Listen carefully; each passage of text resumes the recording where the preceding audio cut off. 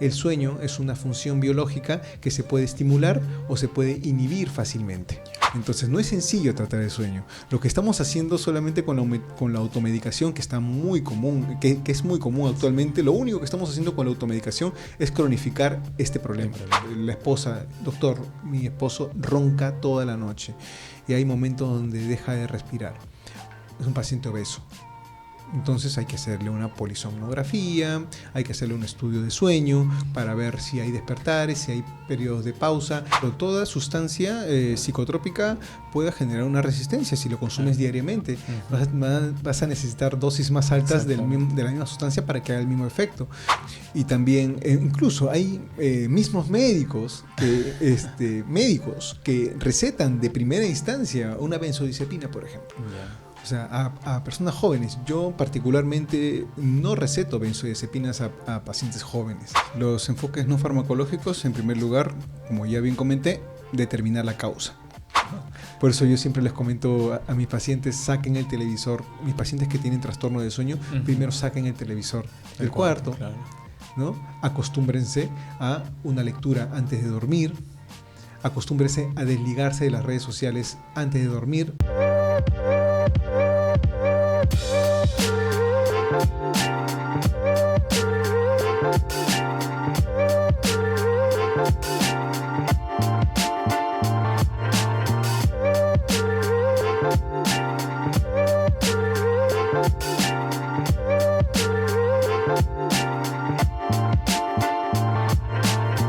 Hola, ¿cómo están? Bienvenidos a un nuevo episodio del podcast. Para el día de hoy tenemos a un gran invitado, el doctor Carlos Zapata, médico neurólogo. ¿Cómo estás, Carlos? ¿Qué tal? ¿Cómo estás? Muchas gracias por la invitación.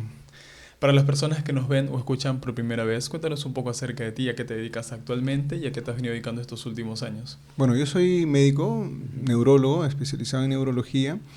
Y a su vez, bueno, he realizado diferentes posgrados, pero bueno, mi posgrado principal es en enfermedad vascular cerebral. Todo lo que tiene que ver con enfermedades vasculares cerebrales, ya sean, por ejemplo, infartos cerebrales, problemas de aneurisma, malformaciones, hemorragias cerebrales.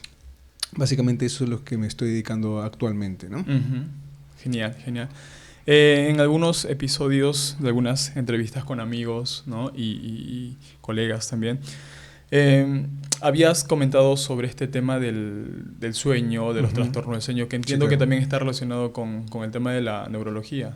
Sí, definitivamente. La neurología es una rama de la medicina muy amplia, ¿no? Donde hay subespecialidades dentro de la neurología específicamente, ¿no? Hay, por ejemplo, en la neurología hay subespecialidades en infectología, en sueño también, hay subespecialidades en enfermedades vasculares cerebrales, trastornos neurodegenerativos, etcétera, etcétera, ¿no? Y me quedaría corto si te comento todas las subespecialidades. Entonces, hay especialidades en sueño también, claro, porque tiene que ver justamente con la regulación y con justamente todos los procesos neurológicos y neuronales son necesarios. Y es necesario tener un adecuado sueño para que el cerebro pueda funcionar de forma adecuada y para que nosotros podamos comprender, para que podamos reforzar la memoria, para que podamos estar con un ánimo estable, ¿no? Lógicamente es un regulador. El sueño es un regulador, es una función biológica, como el apetito,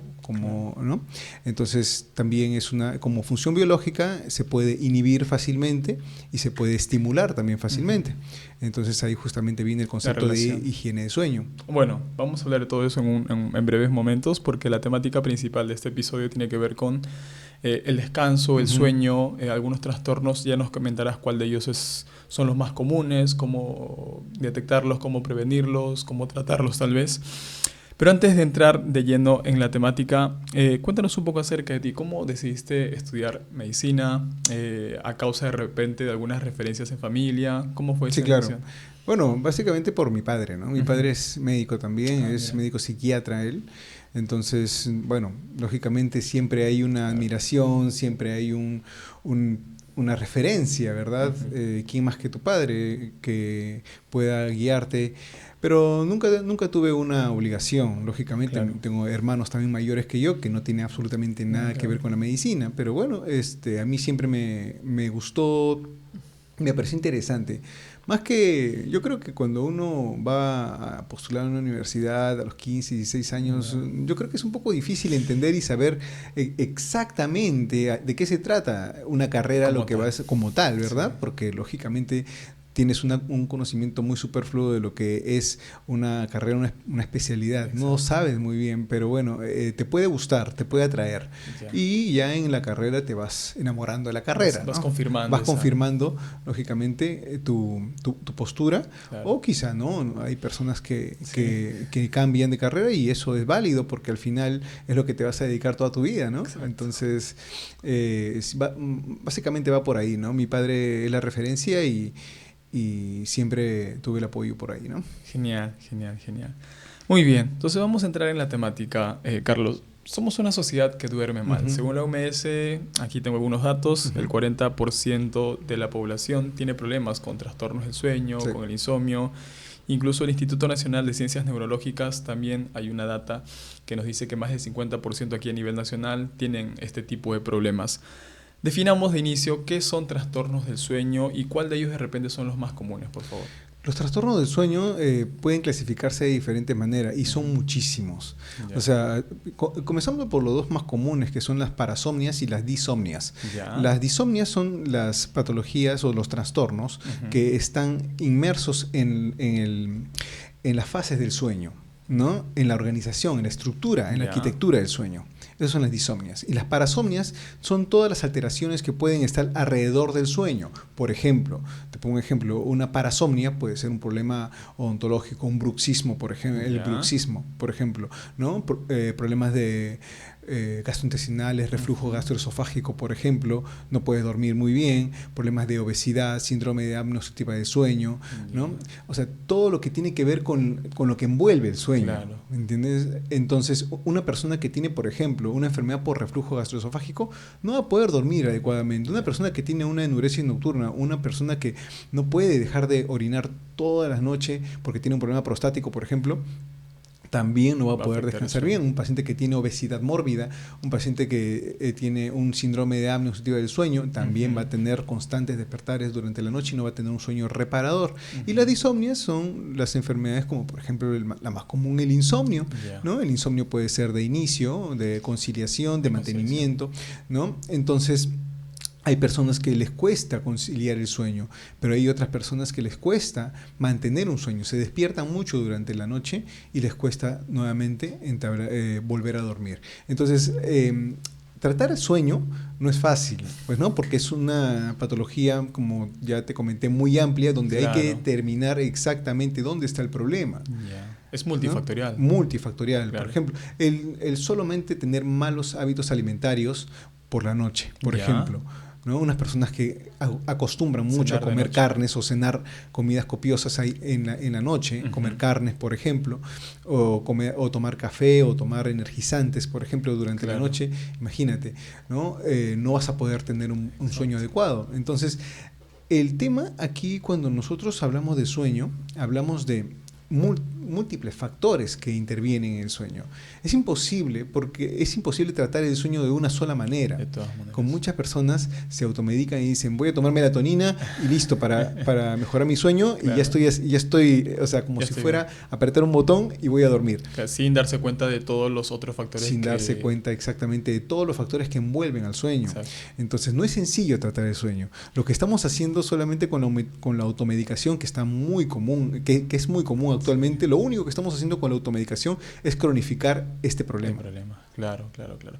Bien, vamos a hablar de la melatonina, vamos a hablar de los tratamientos no farmacológicos y farmacológicos que existen en este tema.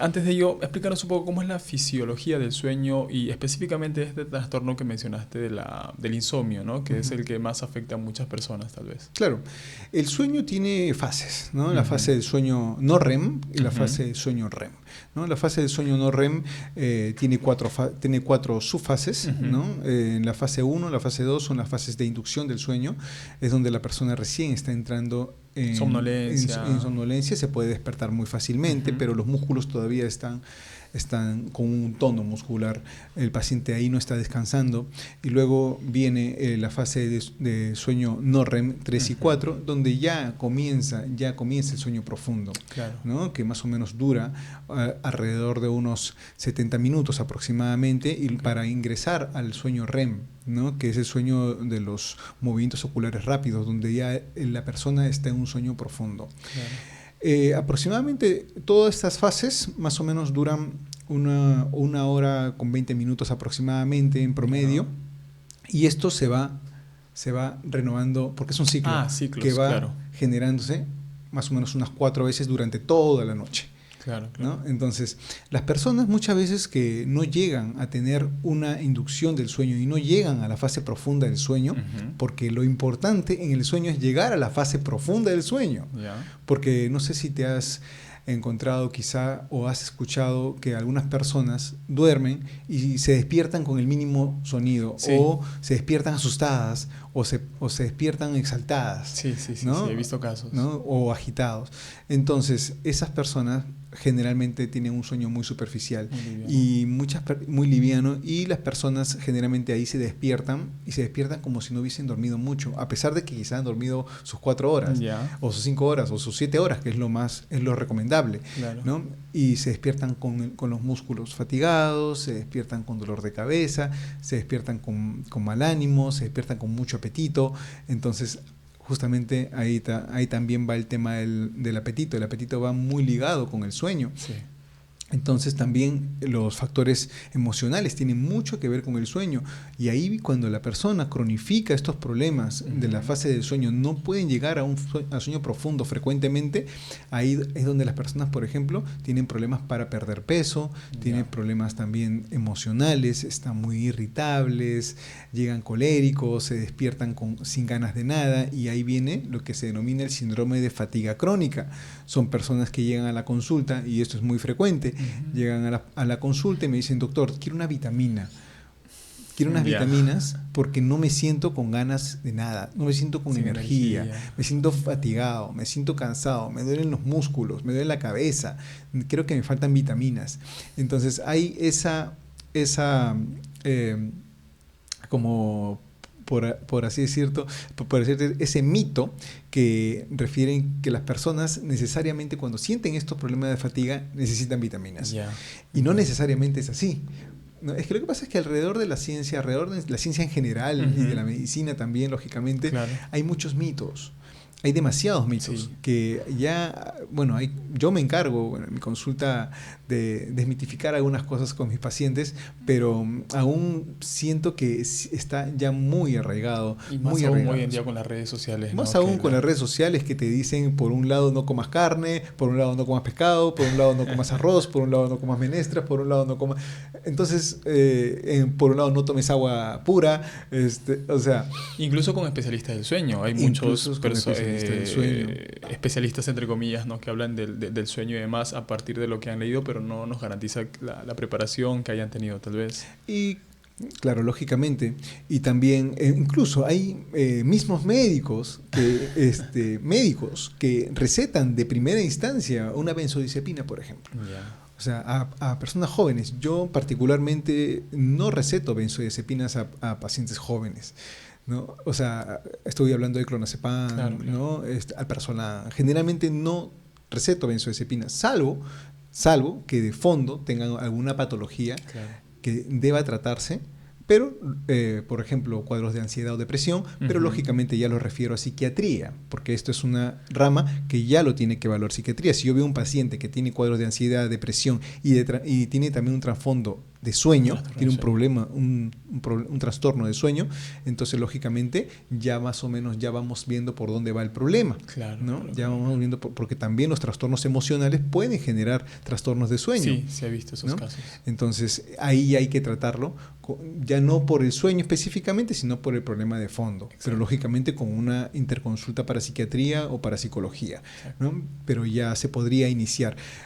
Si no tenemos un trastorno emocional, por ejemplo, pero si tenemos un cuadro de obesidad, tenemos un problema de mala higiene de sueño, tenemos un desorden alimentario Claro. bien caracterizado en el paciente. Entonces, primero, o si tenemos, por ejemplo, un paciente con bruxismo, pacientes con problemas otorrinolaringológicos, o me dice, doctor, siempre tengo gastritis o tengo reflujo, o no puedo dormir porque me arde el pecho cuando duermo y no puedo descansar bien. Entonces, ahí primero tenemos que analizar el problema médico. Claro. ¿No? Pacientes con hipotiroidismo también tienen muchos problemas de sueño. Entonces, primero tenemos que analizar al paciente individualmente. Claro. Individualmente. Cómo se está alimentando. Eso es muy importante en la consulta. Cómo se está alimentando, cómo está llevando su día a día. Porque muchos pacientes me dicen también, doctor, no, exactamente, el estrés laboral. Doctor, no puedo dormir porque me quedo trabajando. Doctor, no puedo dormir porque me quedo estudiando. Doctor, no puedo dormir porque me quedo viendo Netflix, por ejemplo. ¿No? Entonces, bueno, entonces ¿de qué estamos hablando? ¿No? Esto no es un trastorno de sueño, entonces tienes que organizarte adecuadamente. No, sí, pero es que esa es mi costumbre. Bueno, es que tus costumbres, como te repito, nosotros somos, nuestra salud es el resultado, es la consecuencia de nuestros hábitos. Claro. Es que los pacientes tienen que entender eso, y las personas en general tenemos que entender eso, que nuestra salud como tal, ya sea la salud física, la salud mental, la salud social, es un resultado de nuestros hábitos. Pero alguien me podría decir, sí, doctor, pero el cáncer es el resultado de nuestros hábitos. Sí y no. He visto casos. Sí y no. Por ejemplo, el Alzheimer es el resultado de nuestros hábitos. Sí y no. ¿Por qué? Porque tienen un factor genético, ambiental, pero también tienen un factor genético. Epigenético, ¿no? Ajá, claro. Exactamente. Entonces, claro, no todas las enfermedades son prevenibles, lógicamente, pero un gran bolsón de enfermedades, un gran porcentaje de enfermedades sí son totalmente prevenibles. No estamos hablando de las enfermedades en general, estamos hablando de la mayoría de las enfermedades son prevenibles, porque tienen factores modificables. Y que están en nuestras manos, lógicamente. Y que están en nuestras manos. Pero ojo, que claro, que están en nuestras manos, pero requiere un conocimiento. Por eso yo siempre les digo a mis pacientes, ya tienes el conocimiento, porque te lo estoy brindando, porque te estoy enfocando. Ya también es parte del paciente, es parte de la persona, poder trabajar en su salud. Yo siempre les digo a mis pacientes, nosotros a veces nos compramos un auto y les ponemos el mejor combustible, lo mandamos a hacer mantenimiento a los 5.000 kilómetros como religiosamente, ¿no? No le falta nada, siempre le mandamos a hacer una limpieza de salón a nuestro carro, pero ¿qué pasa con nosotros? Tomamos gaseosas, tomamos energizantes, consumimos alimentos ricos en grasas saturadas, en pocas palabras nos estamos poniendo el peor combustible. Exacto. O sea, a nosotros mismos, que un auto se puede cambiar, un auto se puede renovar, un auto se puede perder, ¿no? Pero la vida no, exactamente, ¿no? La vida no se puede renovar, la vida no se puede cambiar, no podemos renovar nuestras arterias todavía, ¿no? No podemos, porque muchas personas me dicen, doctor, pero necesito algo para limpiar mis arterias. Bueno, hasta el momento no existe. Ahora, mencionaste algo muy importante y tiene que ver con que muchas personas acuden a consulta cuestionando el tema de los trastornos del sueño, y ya me comentarás, en consulta muchas veces el problema no es el trastorno del sueño, sino es una consecuencia de alguna otra patología, algún otro mal hábito de repente. Y en relación a eso, ¿cuáles son las principales causas? Las principales, imagino que hay muchas, ¿no? Es multifactorial y demás, pero ¿cuáles son esas principales causas que desencadenan este problema específico del insomnio? Claro, porque te comento, el insomnio, como te comenté, tiene una característica que puede ser de inicio o de conciliación. De conciliación. Sí, un trastorno también, el insomnio. Personas que les cuesta conciliar el sueño. Que les cuesta conciliar el sueño. Y otro problema del insomnio es el de mantenerlo. De mantenerlo. Claro. Y también hay un insomnio global que tanto afecta el inicio como el mantenimiento. Okay. Entonces, las causas principales justamente son enfermedades, puede ser metabólicas, pueden ser enfermedades respiratorias, pueden ser... el insomnio en general también puede tener causas endocrinas, causas neuronales también, problemas neuropsiquiátricos. Pacientes que tienen problemas psiquiátricos también pueden presentar trastornos del sueño, ¿sí? Como por ejemplo pacientes que tienen trastornos emocionales de ansiedad, pacientes que tienen trastornos psicóticos, pacientes que tienen algunas otras características neuropsiquiátricas, también pueden padecer O sea, a lo que voy, el insomnio es una enfermedad multifactorial, Claro. que tiene muchísimos factores y puede tener uno o más factores en un solo paciente. O sea, en un solo paciente pueden haber uno, Entiendo. dos o tres o cuatro factores que están generando el insomnio.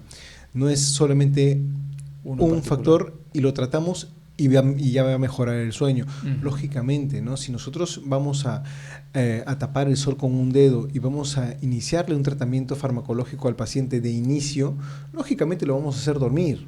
Claro. ¿No? Lógicamente lo vamos a hacer dormir. Pero ¿qué pasa si el paciente, por ejemplo, tiene un síndrome de apnea obstructiva del sueño?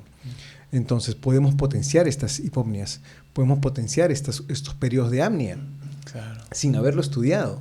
Tan solo por darle un medicamento y por calmarle el problema o por solucionar el problema de forma rápida al paciente, porque muchas veces el paciente llega y dice, doctor, yo quiero dormir, simplemente quiero que me haga dormir, porque no estoy durmiendo. Entonces, pero nosotros tratamos de explicarle, sí, pero primero tengo que estudiar si está pasando algo contigo durante el sueño, si tienes movimientos involuntarios durante el sueño, si tienes movimientos oculares durante el sueño, qué pasa durante el sueño, tienes pesadillas, tienes terrores nocturnos, Claro. tienes parálisis de sueño, tienes problemas de ansiedad, tienes problemas endocrinos, tienes problemas otorrinolaringológicos, roncas mucho, tienes problemas de obesidad, estás comiendo de forma ordenada, estás teniendo siestas o sueños durante la tarde. Por ejemplo, hay personas que toman siestas entre comillas, pero las siestas se sabe que tienen que ser menos de media hora. Claro. Si las siestas entre comillas en las tardes son mayores a media hora, 1 hora, 2 horas, entonces ya no son siestas, pues, ¿no? Entonces ya son periodos de sueño que lógicamente van a generar una inversión del sueño, que eso pasa muy frecuente en personas adultas mayores. En las personas adultas mayores, si bien es cierto, tienen un fraccionamiento del sueño en la noche, pero lógicamente también los adultos mayores hacen muchas siestas durante la tarde, generalmente, y se quedan dormidos media horita, luego se despiertan, luego duermen media horita, luego se despiertan, o se duermen 1 hora o 2 horas en la tarde, y lógicamente durante la noche ya no van a tener sueño. Entonces van a venir porque quizás se agitan un poquito, porque hay pacientes adultos mayores que tienen otras enfermedades, por ejemplo, demencias, deterioros cognitivos, y comienzan ya a tener, por ejemplo, problemas se comienzan a agitar, agitación psicomotriz tienen en la noche, comienzan a gritar, comienzan a hablar en la noche, y solamente cuando molestan a la familia es cuando realmente la familia lo toma en cuenta. Claro. O sea, cuando le impacta al hijo, a la hija, cuando no lo dejan dormir al hijo, a la hija, ahí recién lo toman como un problema. Ah, no, hay que llevarlo al médico, recién, ¿no? Teniendo este problema ya de forma crónica. Entonces, para redondear el dato, el insomnio tiene múltiples factores y en una sola persona puede tener múltiples causas. En una sola persona puede tener múltiples causas. Por ejemplo, una persona con obesidad, con síndrome de apnea obstructiva del sueño y con hipotiroidismo, y a su vez con un trastorno de ansiedad generalizada. Imagínate tratar ese problema de sueño. Es que este trastorno de sueño es un trastorno secundario. Consecuencia de. Es una consecuencia de. Entonces, primero tenemos que tratar las enfermedades de fondo para poder tratar el problema del sueño. Exacto. Y ahora, hay muchas personas que nos están viendo y escuchando. ¿Qué señales, qué signos o síntomas deben prestarle mayor atención y a lo mejor interpretar que se está teniendo un problema de insomnio como tal? Claro. Cuando, por ejemplo, las personas se despiertan y, como te comenté, como sienten como que no han dormido mucho, o cuando su pareja le dice, oye, estás roncando demasiado, o te estás despertando mucho por la noche y estás, por ejemplo, estás moviéndote mucho, tienes muchos movimientos durante la noche, mueves mucho las piernas, lo que se denominan las mioclonías nocturnas, ¿no? O te estás moviendo de un lado para otro, ¿verdad? Entonces, o estás teniendo pesadillas durante la noche, o también son las personas que comienzan a rendir muy poco en su trabajo. Eso. O comienzan a tener muy poca eficiencia o eficacia en sus estudios. ¿Y esto por cuánto tiempo? Porque claro, puede pasar un día, la semana, 2 días, Claro. pero ¿cuándo ya se hace un problema real de insomnio como tal? Claro, generalmente cuando pasa el mes, Un mes. cuando tienes un mes y ya no tienes una resolución del problema o se está haciendo diario, Crónico. ya se cronifica, ya se Ujú. denomina crónico. Lógico, todos podemos tener un mal día, Exacto. todos podemos tener un día que no podemos dormir muy bien, porque quizá nos tomamos un café en la noche, lógicamente, nos fuimos a entrenar en la noche, fuimos a correr una carrera de 7 kilómetros en la noche, llegamos y no podemos dormir, Claro. o diferentes factores, o tenemos algún tipo de preocupación momentánea y no podemos descansar bien. Lógicamente esto no se llama insomnio, esto es una respuesta corporal, una respuesta física como cualquiera, Ujú. ¿no? Como bien te dije al inicio de la conversación, el sueño es una función biológica que se puede estimular o se puede inhibir fácilmente. Es como el apetito. Tú Claro. puedes estimular el apetito o lo puedes inhibir también. Entonces, el sueño, de igual manera, si tú condiciones, por ejemplo, si te duermes con el televisor prendido, lógicamente no vas a tener un sueño adecuado. Si te duermes con las luces prendidas, Con el celular. también con el celular en la mano. Ahora vamos a hablar de eso. Por eso yo siempre les comento a mis pacientes, saquen el televisor. Mis pacientes que tienen trastorno de sueño, Ujú. primero saquen el televisor del El cuarto, claro. ¿no? Acostúmbrense a una lectura antes de dormir, acostúmbrense a desligarse de las redes sociales antes de dormir, hágalo como un esfuerzo, porque lógicamente es difícil. Claro. En esta generación ya prácticamente el celular es un apéndice de nuestro cuerpo, Exacto. pero lógicamente como parte del tratamiento hay que tratar de alejarlo. Genial, genial, genial. De todas maneras, darse cuenta de estos signos o síntomas pueden servir de mucha ayuda a las personas y puedan acudir a consulta, ¿no? Y de repente diagnosticar o de repente descartar algún problema de este tipo. Exacto, pero sobre todo darse cuenta y entender que no es fácil tratar un problema de sueño de forma natural, de forma orgánica, sin medicación, pero ya cuando el paciente lógicamente ha probado, ha intentado, se ha organizado y no obtiene un resultado todavía importante, lógicamente ya hay medicamentos que podemos brindarle al paciente, ¿no? Ujú. Para que pueda ya estabilizar el sueño, quizá de forma momentánea, por unos 20 días, quizá hacer unos diagnósticos de las enfermedades más probables de este paciente. Por ejemplo, si nos dice la esposa, doctor, mi esposo ronca toda la noche y hay momentos donde deja de respirar. Es un paciente obeso. Entonces hay que hacerle una polisomnografía, hay que hacerle un estudio de sueño para ver si hay despertares, si hay periodos de pausa y si tiene una apnea obstructiva del sueño, tratar este problema, ¿no? Es un problema que está siendo diagnosticado o es muy subdiagnosticado, porque muchas personas no le toman importancia a este problema. Lo toman como normal. Lo toman como normal, ¿verdad? Entonces, si se hace una polisomnografía, se va a determinar exactamente cuántos despertares tiene durante la noche. Es un estudio que se hace con un video también para ver si hay movimientos involuntarios durante la noche. Se miden las pausas de la respiración durante la noche, si hay muchas pausas. Entonces ya se ha comprobado, y eso ya está bien estudiado, que el síndrome de apnea obstructiva del sueño es un factor de riesgo independiente. Ya. Es un factor de riesgo independiente para padecer enfermedades cardiovasculares o cerebrovasculares. O sea, es una enfermedad tan importante diagnosticarla como la hipertensión o como la diabetes o como la dislipidemia. Son enfermedades endémicas, son enfermedades que día a día estamos viendo en la consulta pacientes más jóvenes con diabetes, pacientes cada vez más jóvenes hipertensos. Y te lo comento de forma preocupante y de forma alarmante, porque yo atiendo aproximadamente a 35 personas al día y muchos jóvenes, ¿no? Muchos jóvenes. Y me dicen, doctor, ya me detectaron hipertensión a los 35 años, soy diabético, y a los 50 ya están con insulina. Y la mayor cantidad, y eso sí me parece algo alarmante, la mayor cantidad de las personas no revierten sus factores de riesgo. No revierten sus factores. Son muy pocas las personas que revierten sus factores de riesgo de forma consciente. O sea, las personas diabéticas muchas veces no siguen un patrón dietético adecuado, no siguen un patrón de actividad física adecuado. Si sabemos que la actividad física tiene que ser una actividad física vigorosa, 30 minutos al día, por lo menos 3 veces a la semana, de una actividad física vigorosa. Pero los pacientes muchas veces llegan y yo les pregunto, lo primero que les pregunto es porque llegan con problemas musculoesqueléticos también, con dolores de cabeza, migrañas, etcétera, dolores cervicales, dolores lumbares, obesidad, y les pregunto, ¿hacen actividad física? ¿Haces actividad física? Y me dicen, sí, doctor, claro, hago actividad física, salgo a caminar a mi perro, o subo escaleras en mi trabajo, subo y bajo escaleras para llevar expedientes arriba, abajo, y ojo, doctor, mi paradero queda a 4 cuadras de mi trabajo, entonces camino 4 cuadras.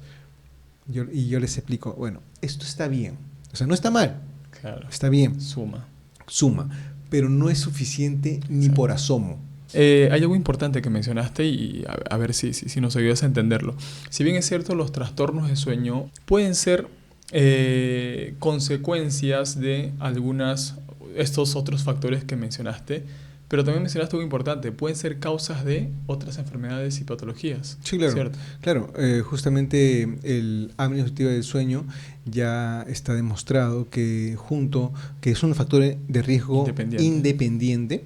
O sea, que basta que tengas solamente apnea obstructiva del sueño para que tengas un porcentaje más elevado de poder padecer un infarto cerebral o un infarto de miocardio, ¿verdad? Que son enfermedades actualmente con una incidencia muy, muy elevada, ¿no? Con una incidencia que se está elevando año a año a nivel mundial, y sobre todo porque nos estamos adaptando al estilo de vida occidental, nos estamos adaptando básicamente a los hábitos. Estamos normalizando algunos hábitos que antes no teníamos, ¿no? Ahora muchas personas hacen home office, muchas personas trabajan en sedentarismo 6, 7 u 8 horas diarias y no ejecutan una actividad de compensación a ese sedentarismo. Por eso que yo siempre les digo a mis pacientes, ok, imagínate, tú tienes un auto. Yo siempre a mis pacientes varones les hago este ejemplo, ¿no? Porque tú tienes un auto. ¿Qué pasa si, por ejemplo, a un auto tú no lo prendes un mes? Claro. La batería se apaga, ¿verdad? Tu cuerpo, ¿qué pasa si, por ejemplo, no tonificas tus músculos? Tus músculos son la fuente de reserva mineral ósea. Mientras tú más músculos tengas ahora a los 35 años o 40 años, menos osteoporosis vas a tener a los 45, los 50 o 60 años. Menos osteopenia vas a tener a esa edad. Entonces, mientras más fuertes estén tus ligamentos, tus tendones y tus músculos, menos probabilidad vas a tener de una osteocondritis o un problema ligamentario o de, por ejemplo, de meniscos, o luxaciones o esguinces o tendinosis o tendinitis de hombro. Es que las personas tienen que entender que el fortalecimiento de los músculos, ligamentos y tendones son muy importantes para tener una postura adecuada. Claro. Y la postura adecuada es importantísima para evitar la artrosis de columna. Y si no tenemos artrosis de columna, estamos previniendo la aparición de hernias discales. ¿Y por qué voy a este sentido? Porque esto se llama calidad de vida. Hay que entender que la calidad de vida es poder hacer hasta una edad determinada lo que normalmente podríamos hacer hasta esa edad, ¿verdad?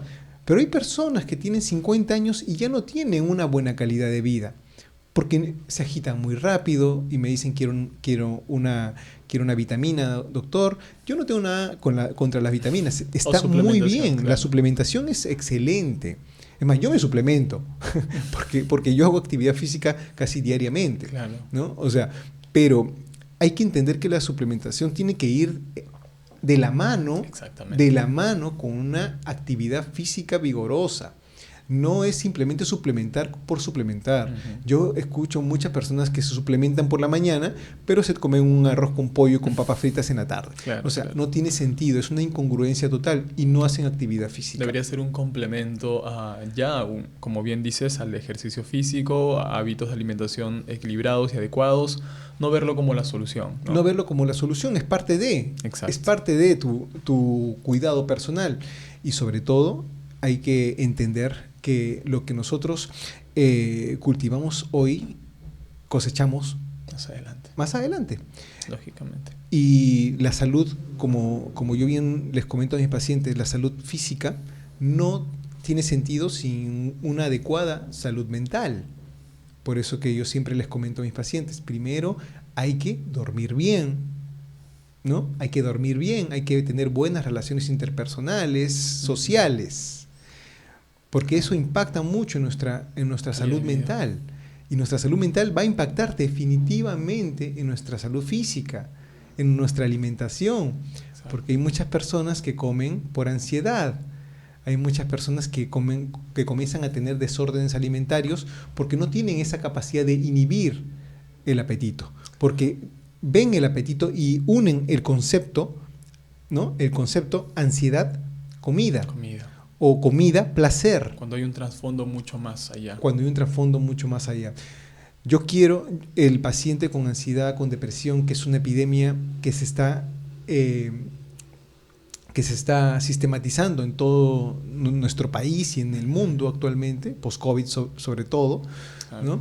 Entonces, estas personas que tienen estos trastornos del ánimo, muchas veces tienen un disconfort.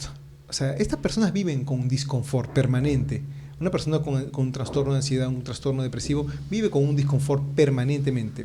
Entonces, la persona busca un escape a ello. Busca comida, para poder placeres, para saciar placeres, ¿no? Entonces ahí comienzan a tener las alteraciones del sueño, las alteraciones de la alimentación, ¿no? Entonces todo se va volviendo como una bola de nieve que se va haciendo más grande y se va potenciando más grande. Y cuando el paciente llega a la consulta, llega ya con síntomas que son básicamente síntomas satélites. Nosotros lo denominamos síntomas satélites. O sea, un síntoma satélite, por ejemplo, también la famosa fibromialgia, que es muy común actualmente. Son personas, sobre todo mujeres, con dolor musculoesquelético crónico generalizado, que de paso también vienen muchas veces con insomnio y con trastornos alimentarios. Son pacientes que tienen mucho dolor corporal, porque hay que entender que el procesamiento del dolor se genera en el sistema nervioso central. El cerebro procesa mediante algunos neurotransmisores y estructuras como por ejemplo el tálamo y el sistema límbico, regulamos el dolor. Por eso que muchas veces no sé si te ha pasado alguna vez, cuando estamos en un momento de escape, un momento de peligro, no sentimos dolor. Se inhibe el dolor totalmente, porque el dolor se inhibe de acuerdo a la cantidad de adrenalina o de dopamina que nosotros podamos secretar. Entonces, si nosotros estamos en un momento de escape, de huida, de alerta, en pocas palabras, entonces el dolor baja.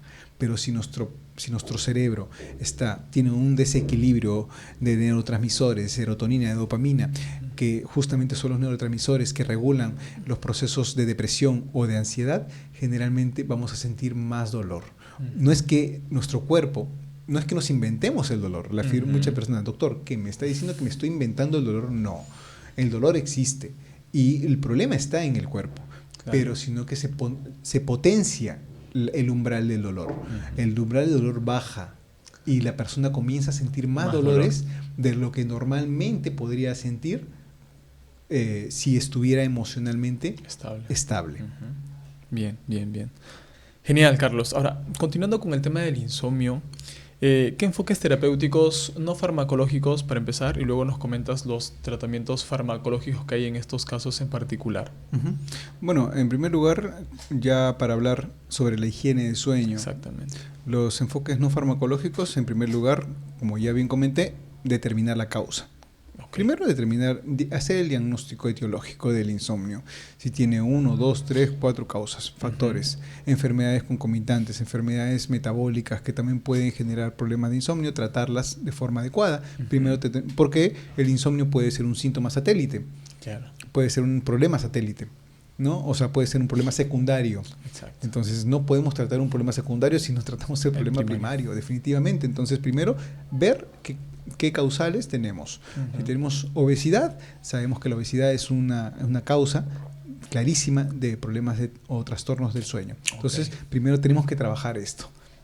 Si tenemos un trastorno, un problema de apnea del sueño, tratar el apnea del sueño. Claro. Si tenemos una persona que no hace actividad física regularmente, tratar de que inicie un programa de terapia de actividad física de forma progresiva e indicada específicamente para su condición. Exacto. Porque muchas personas se ponen a hacer ejercicios, se ponen a hacer funcional con 105 kilos de peso. Ahí lo único que van a hacer es destruir sus articulaciones y generar más dolor y generar lesiones que sí van a generar ya un sedentarismo por mucho tiempo más. Entonces, a las personas tenemos que individualizarlas, ¿no? Claro. Eso es uno de los tratamientos. Eso es uno no farmacológico. Exactamente. Por ejemplo, el tema de los energizantes que se ha popularizado ahora va muchísimo para poder rendir más en el trabajo, para estar más despiertos. Tomar altas dosis de cafeína. Hay algunas personas que generan cierta resistencia, incluso he visto casos que se toman un café para irse a dormir. ¿Por qué sucede eso? ¿Cuál es la explicación fisiológica? No, es que claro, toda sustancia psicotrópica puede generar una resistencia si lo consumes diariamente. Vas a necesitar dosis más altas de la misma sustancia para que haga el mismo efecto. Pero si eres una persona muy sensible al café y tienes insomnio, bueno, hay que retirarlo, así de simple. Y los energizantes más aún. Los energizantes son sustancias, la verdad, que deberían estar prohibidas para ciertas personas porque pueden generar arritmias cardíacas. Claro. Si te tomas 2 energizantes de golpe y tienes una enfermedad cardiovascular que no la conoces, o que tienes arritmias, o que tienes palpitaciones, etcétera, te puede generar hasta una arritmia cardíaca. Y esto es algo muy peligroso. Y ahora se está consumiendo como si fuera gaseosa. Sí. Entonces, primero, sustancias, ¿no? Psicoactivas, porque hay muchos pacientes también que no lo saben, pero algunos medicamentos que usan para las migrañas, por ejemplo, ¿no? Por ejemplo, ahí tienen 65 miligramos de cafeína, ¿no? Y tienen también ácido salicílico y lo toman automedicado porque no requieren receta, y eso está terrible, ¿no? Hay muchas personas que consumen muchos medicamentos para la migraña, pero tienen cafeína. Entonces me dicen, doctor, no puedo dormir, ¿no? Entonces, pero no puedes dormir porque te estás automedicando, estás tomando 3 pastillas al día. Claro. Y que son como 65 miligramos de cafeína, es como tomarse 2 expresos. Entonces, lógicamente, vas a tener insomnio. Entonces, ¿qué medicamentos estás tomando? También es importante preguntarle al paciente, ¿qué medicamentos tomas? ¿Qué enfermedades crónicas tienes?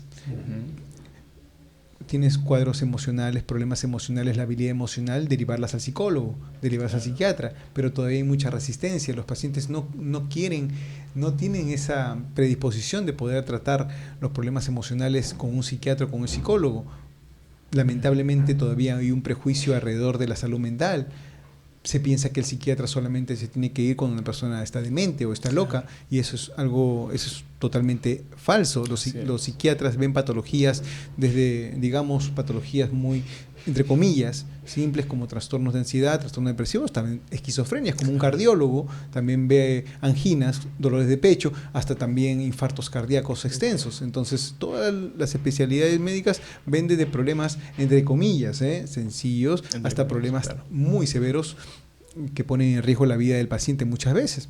Entonces, hay que entender y hay que normalizar el cuidado de la salud mental. Las personas tendríamos que ir a una psicoprofilaxis antes de tener hijos, antes de casarnos, pero nadie lo hace.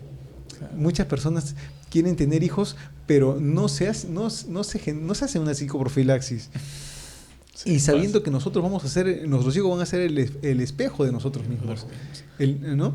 Ahora, en relación a este tema que mencionaste de los energizantes, y bueno, en el contexto del ejercicio físico y la salud física, siempre mencionamos estos 3 pilares que seguramente lo has escuchado, el entrenamiento, la alimentación y el descanso. Son 3 pilares fundamentales para los diferentes objetivos, para mejorar la salud física, para alcanzar un objetivo estético tal vez. Siempre hay este recordatorio, ¿no? Que el entrenamiento, la alimentación y el descanso van de la mano.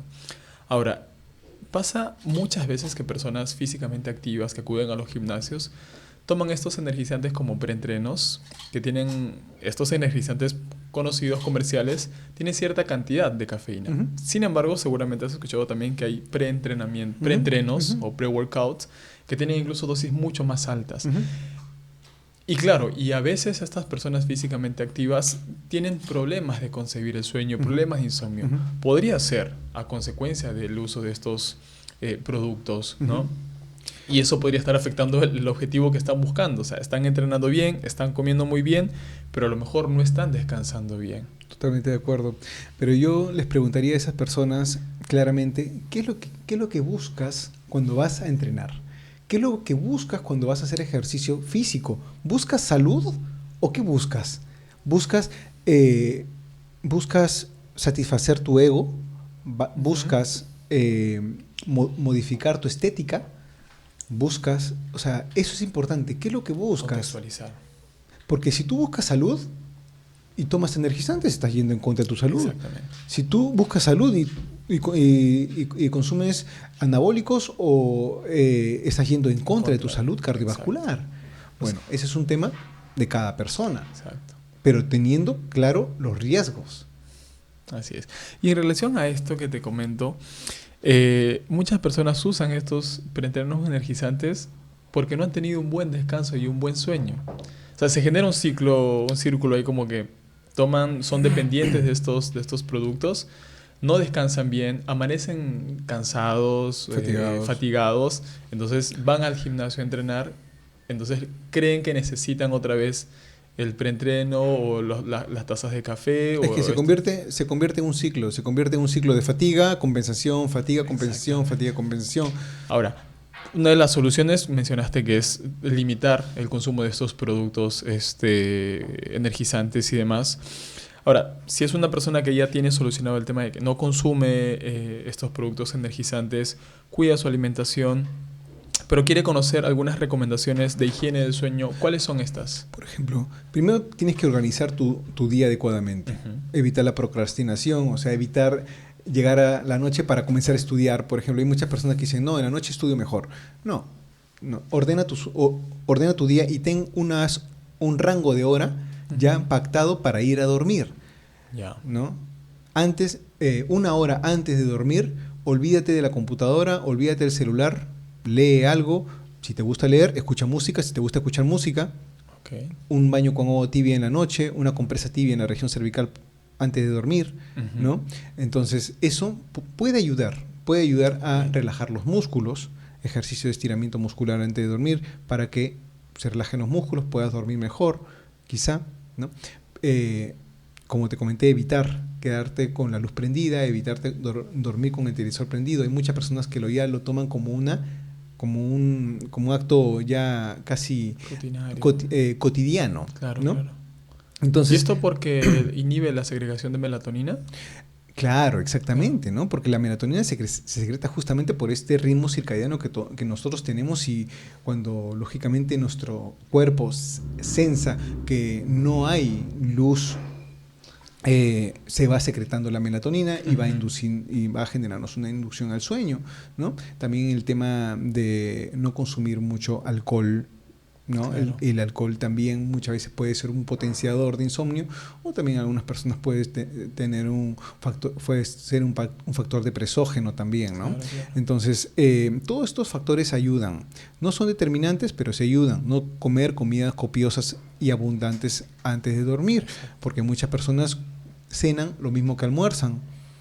¿No? O sea, comer carnes en la noche. Claro, que la digestión es más lenta. Es mucho más lenta, pesada, exactamente. Y eso dificulta el tema del sueño. Exacto. Hay que tomar los 2 litros de agua durante el día y la tarde, hasta las 7 de la noche aproximadamente, pero no tomar mucha agua tampoco antes de dormir, porque generalmente puede generar un cuadro de enuresis, ¿no? Claro. Entonces, eso sobre todo en pacientes adultos mayores, ¿verdad? Y también el tema del ruido. ¿no? del lugar donde estamos, ¿no? El ambiente, el ruido, lógicamente. Y lógicamente también hay factores como por ejemplo factores ambientales, el calor, la persona que está al costado, etcétera, que pueden también impactar o no influir en nuestra calidad de sueño. Entonces todos esos se llaman factores prevenibles y son la famosa higiene del sueño. Limpiar todo ordenar todo nuestro día para poder tener un sueño adecuado. Pero lógicamente yo he visto pacientes también que tienen un día caótico y que por el trabajo están, por ejemplo, no se les hace fácil organizarse como querramos. Entonces, bueno, ahí hay un problema ya de fondo, ¿no? Yo tenía un paciente que trabajaba 3 horas para irse a su trabajo y 3 horas de vuelta a su trabajo. Entonces el paciente se tenía que levantar a las 4 de la mañana para poder llegar a su trabajo temprano y salía de su trabajo a las 7 de la noche y llegaba a su casa a las 11 de la noche, comía, cenaba a las 11 de la noche porque tenía que cenar algo y se dormía a las 12 y eso conciliaba el sueño 12 y media y se tenía que levantar nuevamente a las 4 para ir a trabajar. Bueno, entonces hay contextos, en esos casos hay contextos, ¿no? Lógicamente, ¿no? Yo no le puedo decir al paciente renuncie a su trabajo, imposible, ¿no? Porque su trabajo es su fuente de recursos. Entonces hay contextos que tenemos que también ajustarnos. Bueno, no sé, mi recomendación, lo primero que se me vino a la cabeza fue, bueno, múdate cerca a tu trabajo. O sea, ¿no? Y me dijo, bueno, sí es una opción, pero bueno. Entonces, cada vida, cada contexto es diferente, hay que entenderlo, nada es así a rajatabla, nada tenemos que llevarlo a nuestro contexto también, porque cada persona es diferente, ¿no? Y para lo que para mí me puede funcionar, quizá para ti no. ¿No? Entonces, adaptarnos al paciente, a la persona específicamente que está acudiendo a nosotros. Pero tenemos que tomar en cuenta desde la anamnesis, que es la recopilación de los datos del paciente, tenemos que tomar en cuenta desde, primero, si tiene alguna enfermedad preconcebida antes, si tiene algún diagnóstico que se está haciendo recién, si toma algún medicamento específicamente, si hace actividad física frecuentemente, si se alimenta, cómo se alimenta. Entonces, todo eso son datos que nosotros tenemos que recopilar en un paciente que tiene un sueño alterado, ¿no? Y sobre todo tenemos que también investigar y derivar a las especialidades correspondientes si es que hay alguna patología que nos llama la atención y que tenemos que diagnosticar al endocrinólogo, al psicólogo o al psiquiatra para que traten las enfermedades de fondo primero. Y si se tratan las enfermedades de fondo, muchas veces se resuelve el problema de sueño. Y no hay necesidad tampoco ya de cronificar un tratamiento farmacológico. Pero lógicamente, si nosotros vemos que es necesario, hay que recurrir a un tratamiento farmacológico, pero lógicamente antes la higiene del sueño, ¿no? Y respecto a la higiene del sueño, bueno, después de haber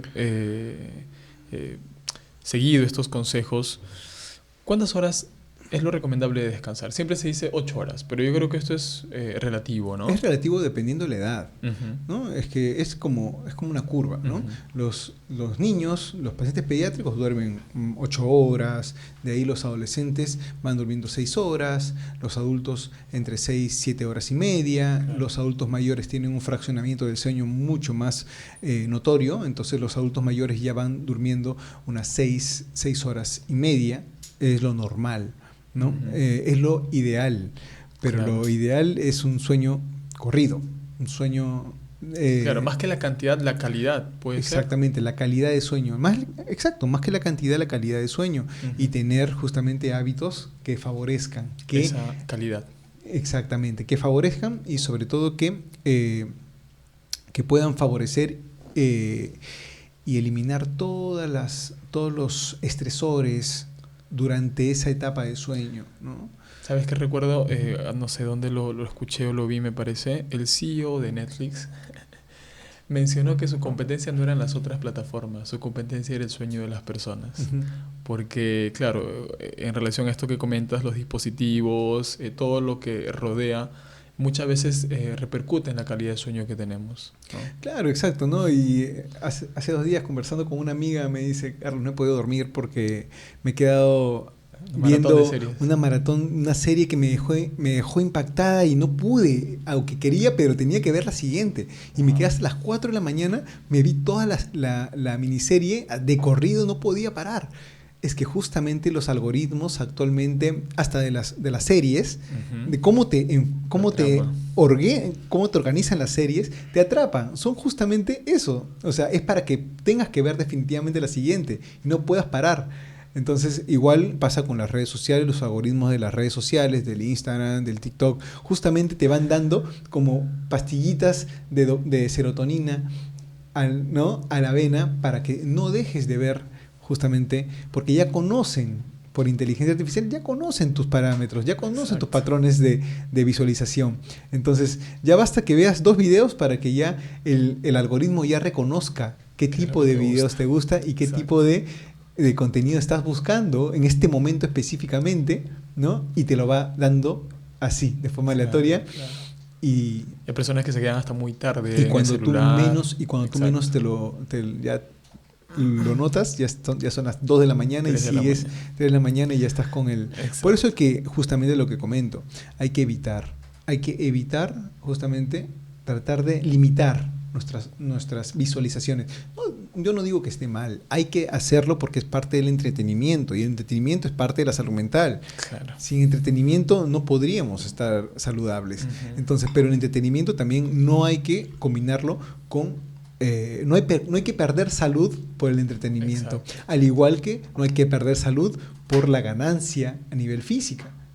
Cuando queremos ya tener ganancia, pero ahí perdemos salud, entonces, ¿cuál es el objetivo? Es una incongruencia. Bien. Ahora, ¿hay relación con respecto a la hormona de crecimiento y el sueño? Coméntanos algo breve con respecto a eso. Lo que pasa es que durante el sueño no solamente nuestro sistema nervioso descansa, en sí no descansa, porque durante el sueño es un proceso activo cerebral, pero me refiero que descansa en el proceso activo, ¿no? En el proceso de pensamiento, en el proceso por ejemplo, de organizar conceptos, ideas, etcétera, pero se consolida la memoria durante el sueño. Entonces, un buen sueño me consolida la memoria.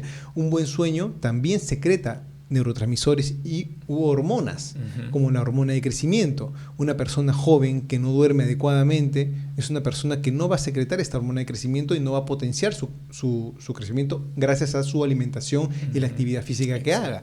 Porque lógicamente no es solamente dormir. Una persona joven va a crecer de acuerdo a la actividad física que haga, a los patrones genéticos, a los estímulos y al sueño. Exacto. Y a la alimentación, lógicamente, ¿no?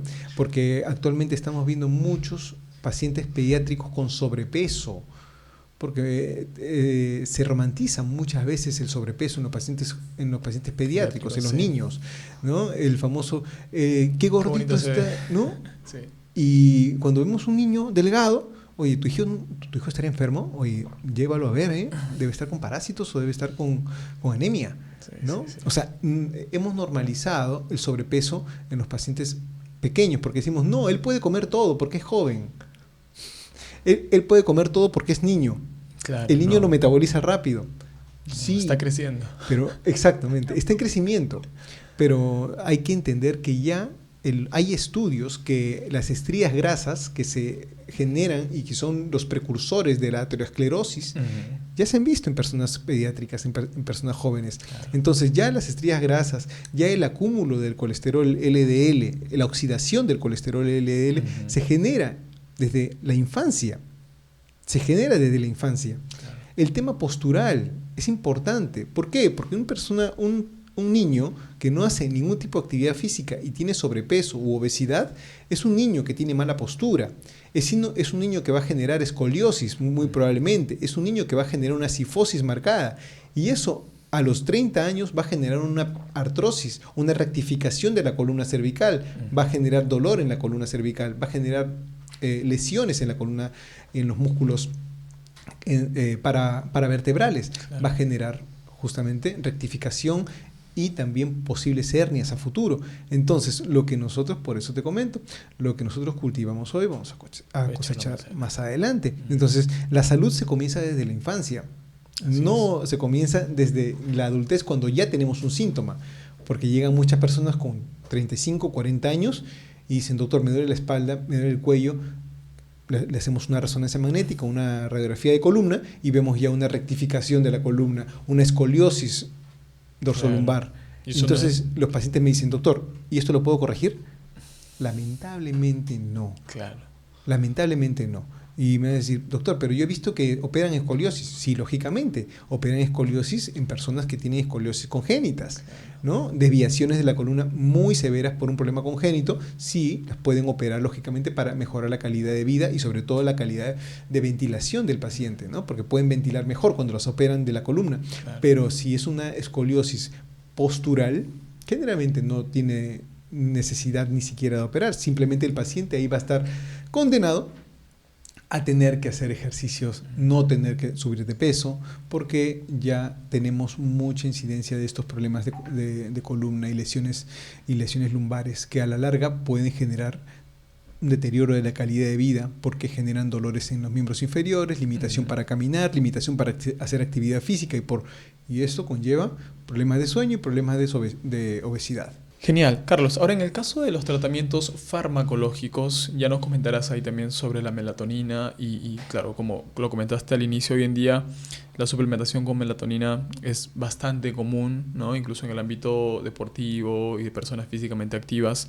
Pero ¿cuándo recurrir a esta suplementación o incluso a tratamientos ya más farmacológicos?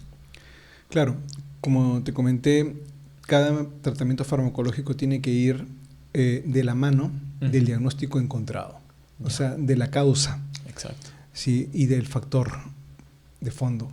Si nosotros tenemos un factor de fondo, por ejemplo, si tenemos un cuadro de obesidad, de hambre obstructiva, tenemos que primero tratar el problema de la hambre obstructiva. Si nosotros tenemos un trastorno emocional, un trastorno mixto de ansiedad y depresión, tenemos que darle un medicamento quizá ansiolítico con propiedades hipnóticas, como una benzodiazepina. Si tenemos, por ejemplo, un paciente que no tiene absolutamente nada, ningún problema y que su problema básicamente es un problema conductual, es un problema de hábitos, ahí podemos utilizar tranquilamente la melatonina, ¿sí?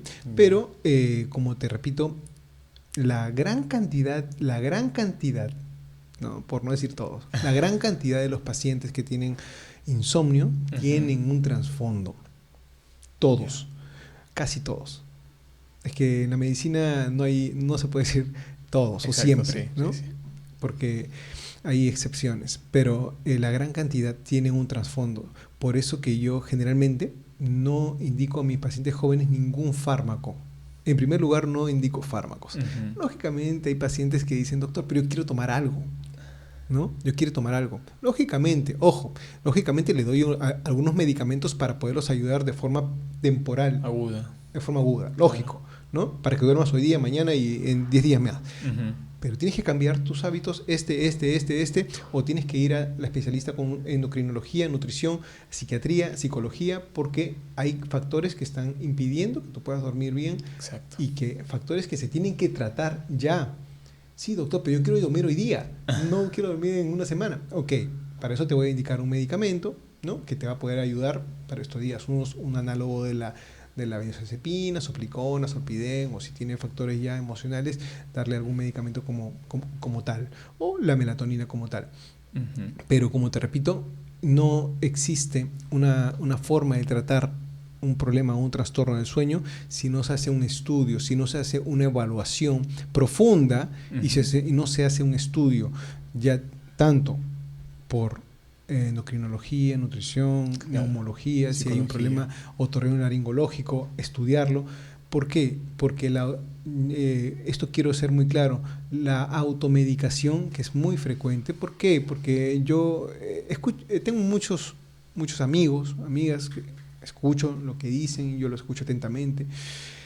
Me dicen, no, pero estoy tomando gotitas de cannabis para descansar, me va muy bien. O estoy consumiendo microdosis de hongos para... Y yo los escucho y le digo, ok, pero ¿te has evaluado?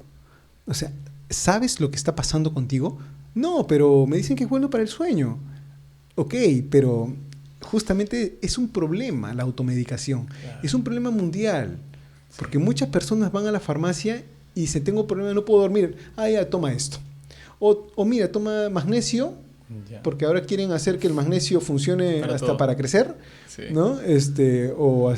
O sea, no tiene sentido. No tiene sentido suplementarte si no regulas tu salud. En primer lugar. Sí, Entonces, sí. en primer lugar, tener una conciencia de prevención. Acudir a un especialista, acudir no solamente a un médico, acudir a un nutricionista, acudir a un psicólogo, acudir a un médico si es necesario, pero acudir a una evaluación. Una vez que tienes una evaluación y tienes una respuesta, tienes un diagnóstico, modificar el factor. Claro. ¿De qué te sirve ir a un especialista que te dé un diagnóstico si no lo vas a modificar? ¿Para qué? No tiene ningún sentido tampoco. Entonces, y lógicamente la automedicación, conozco y he escuchado y tengo muchos pacientes que llegan a la consulta justamente por ello, porque la automedicación no les funcionó y cronificó más el problema y me dicen, doctor, pero ya vengo tomando esto y ¿quién te lo indicó? Lo que pasa es que mi mamá también toma. Entonces le cogí unas pastillitas porque ella toma eso de hace mucho tiempo y como veo que eso lo hace dormir, también lo estoy consumiendo.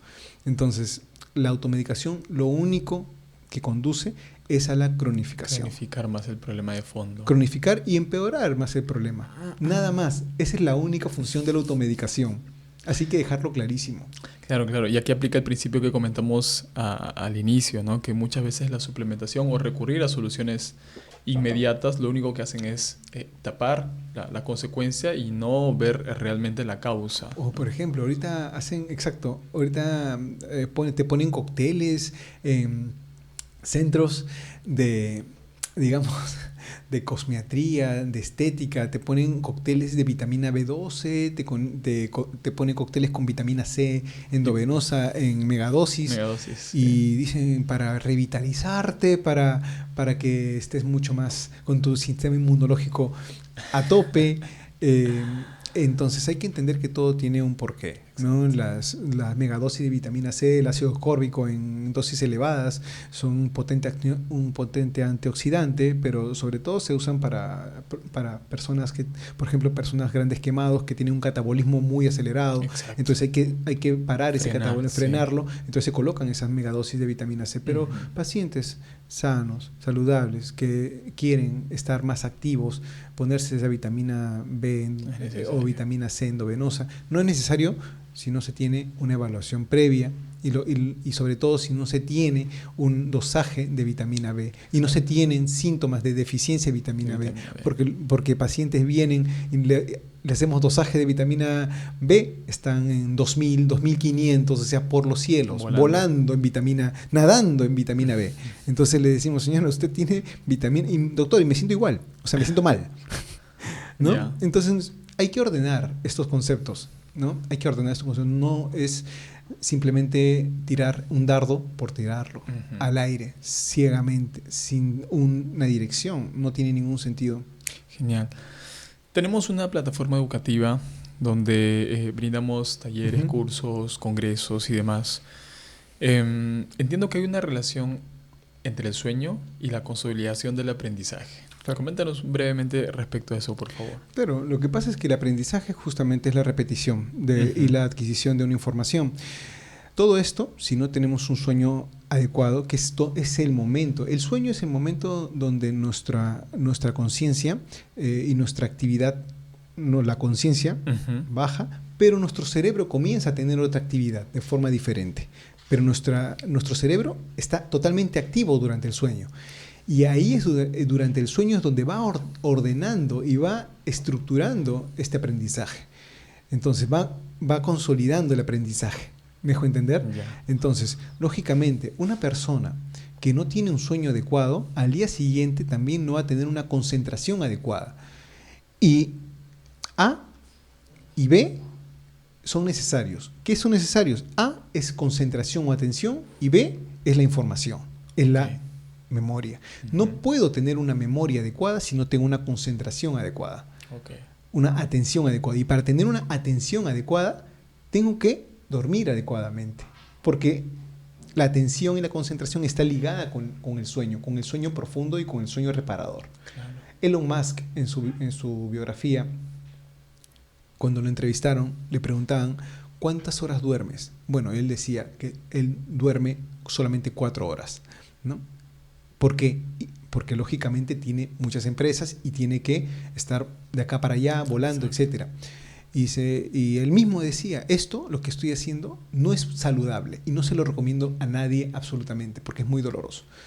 En cambio, Jeff Bezos, el CEO de Amazon, él comentó en una entrevista, yo duermo de 7 a 8 horas todos los días obligatoriamente, no puedo dormir menos. Entonces le decían, ¿pero por qué? ¿Por qué esta diferencia entre nomás? No se lo preguntaron directamente, pero le preguntaron, ¿y por qué tienes que dormir tanto? Si tú eres el CEO de una de las empresas más reconocidas a nivel mundial. Porque yo tomo entre 3 y 4 decisiones fundamentales para mi empresa diariamente. Entonces, si estas 2 o 3 decisiones, que son pocas, pero son indispensables, son relevantes para la empresa, yo no las tomo en mis 5 sentidos, mi empresa puede tener un problema y puedo perder millones de dólares solamente por esta decisión. Por lo tanto, mi decisión tiene que venir con un sueño adecuado. Es importantísimo. Genial. Para poder rendir adecuadamente en el trabajo, en el deporte y en toda actividad. Es importante el sueño adecuado. Si tendrías que dar algunas técnicas o estrategias que pueden mejorar la retención de información y comprensión en el proceso de aprendizaje, ¿cuáles serían? Hay que entender, nuestro cerebro funciona gracias a glucosa y oxígeno. Okay. Punto. Si tenemos una buena salud cardiovascular, haciendo actividad física, vamos a tener mejor flujo sanguíneo cerebral en nuestro cerebro, ¿verdad? Y justamente si tenemos una alimentación adecuada y equilibrada, vamos a tener las dosis correctas de glucosa en nuestra sangre. Entonces, nuestro cerebro va a funcionar adecuadamente. Esto junto a una adecuada salud mental. Si nosotros tenemos un cuadro de ansiedad, un cuadro depresivo, estos son factores que limitan la concentración, limitan la atención y limitan el aprendizaje. Entonces, también tenemos que modificar. Si tenemos un cuadro de ansiedad o depresión, tratarlo adecuadamente desde la infancia, porque no solamente las personas adultas se deprimen o tienen trastorno de ansiedad, los niños también tienen trastornos emocionales, trastornos de aprendizaje, justamente por esto, por la hiperactividad que pueden tener o la mala recepción de la información que pueden tener, porque no todos los jóvenes, no todos los niños tienen las mismas adherencias a la misma información, ¿no? Entonces, la diversidad de inteligencias hay que buscar qué tipo de inteligencia o qué tipo de habilidades tiene cada niño o qué tipo de talentos tiene cada niño para poder potenciar su aprendizaje a ese nivel, ¿no? Porque ya lógicamente tenemos que entender que no todas las personas pueden aprender igual, no todos los niños comienzan a hablar a la misma edad, no todos los niños tienen las mismas inquietudes, no todos los niños tienen la misma predisposición para aprender un tema específico, pero lamentablemente estamos en un sistema educativo totalmente ucrónico, pues, ¿no? Es un sistema educativo que ya es totalmente desfasado, ¿no? Entonces, donde todavía el sistema de repetición de información sigue siendo el mandatorio, ¿no? Entonces, eso lógicamente poco a poco se está cambiando, pero aún siguen los mismos factores de determinar cómo es o si eres inteligente o no. Si rindes en las matemáticas, eres inteligente. Si no rindes en las matemáticas, no eres inteligente. Y eso muchas veces merma en la calidad y sobre todo en la salud mental del niño. Porque disminuye su autoestima, disminuye su confianza.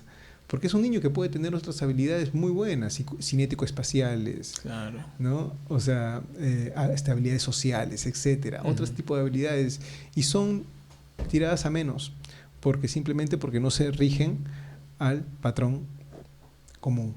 Y todo lo que mencionaste recientemente, el ejercicio físico, la alimentación, la salud mental, tiene que ver mucho con el sueño, el descanso, la calidad del sueño. La calidad de sueño. Así es, ¿no? Entonces, la calidad de sueño. Encerraríamos como que, para finalizar el episodio, ¿no? Que el sueño es importante y ahora que recuerdo, el 30% de nuestra vida la pasamos durmiendo, ¿no? Sí, justo por eso te comento, el sueño es una actividad neurológica activa. Es una, valga la redundancia, pero es un proceso activo cerebral. Claro. No, en el sueño nuestro cerebro no está inerte, ¿no? Está activamente procesando la información que hemos adquirido durante el periodo de vigilia. Genial. Carlos, muchísimas gracias por este episodio. Estoy seguro que hay muchos temas más que ahondar con respecto a tu especialidad desde la neurología y demás. Estás cordialmente invitado para otro episodio tal Muchas vez, donde gracias, podamos Jan. comentar otra temática. Para todos aquellos que vieron este episodio o escucharon, muchísimas gracias. Nos estamos viendo en el siguiente.